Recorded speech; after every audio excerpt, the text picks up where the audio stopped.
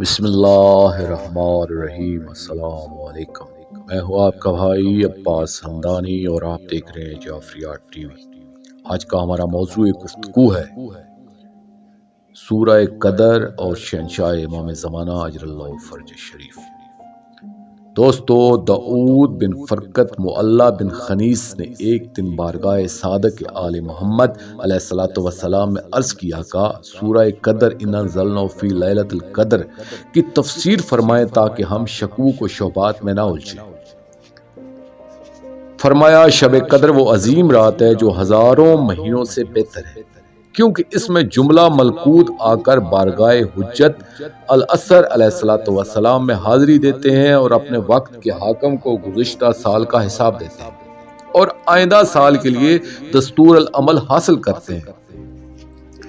تنزل الملائکۃ والروح فیہا باذن ربہم من کل امر، کارکن ملکوت جملہ امور کے احکام اپنے حاکم اعلیٰ سے حاصل کرتے ہیں اور حجت الاسر اجر اللہ فرج شریف کا دست قدرت ہر شے کی تقدیر و مقدر کے فیصلے لکھتا ہے۔ انہوں نے عرض کی کہ من کل امر سے کون سے امور مراد ہیں؟ فرمایا صحت و سقم، موت و حیات، رزق و خلق وغیرہ میں ملکوت و روح بطور خاص معزون ہوتے ہیں۔ حجت اثر اجر اللہ فرج شریف سے اذن لیتے ہیں، اب رزق آتا ہے تو حجت کے ہاتھ سے، صحت آتی ہے تو حجت کے ہاتھ سے، موت آتی ہے تو حجت کے ہاتھ سے۔ ذرا ان ابلیسان مذہب سے پوچھیں جو اخبار از یعنی کل کیا ہوگا کے بارے میں کہتے ہیں کہ سوائے اللہ کے کوئی نہیں جانتا کہ کل کیا ہوگا۔ ذرا یہاں بھی طویل فرما دیں کہ جو ایک سال کی جملہ امور اپنے قلم و قدرت سے استوا فرما رہا ہے، کیا اسے یہ بھی معلوم نہیں کہ کل کیا ہوگا، کل فلاں شخص کیا کسب کرے گا؟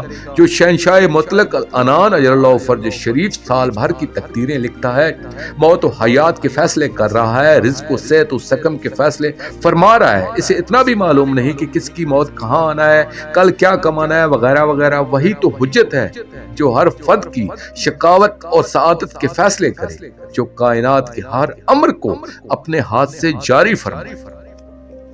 دوستو، آخر میں شکریہ ادا کروں گا اپنے مرشد کریم سید محمد جعفر الزمان نقوی البخاری سرکار دام ذلہ تعالی کا۔ یہ مضمون میں نے ان کی کتاب عرفان حجت سے پیش کیا ہے۔